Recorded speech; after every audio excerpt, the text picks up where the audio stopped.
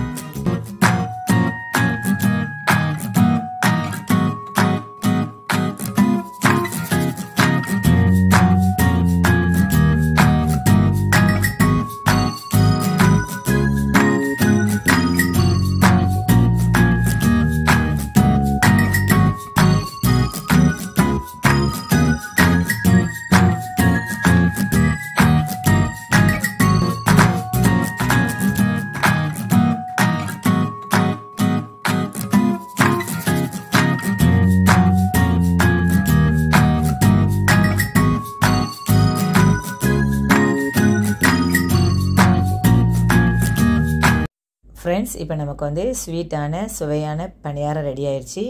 நீங்களும் இந்த ரெசிபியை ட்ரை பண்ணி பாருங்கள். ட்ரை பண்ணி பார்த்துட்டு கமெண்டில் சொல்லுங்கள். நெக்ஸ்ட் வந்து இன்னொரு புது ரெசிபியோடு நான் உங்களை மீட் பண்ணுறேன். Bye friends.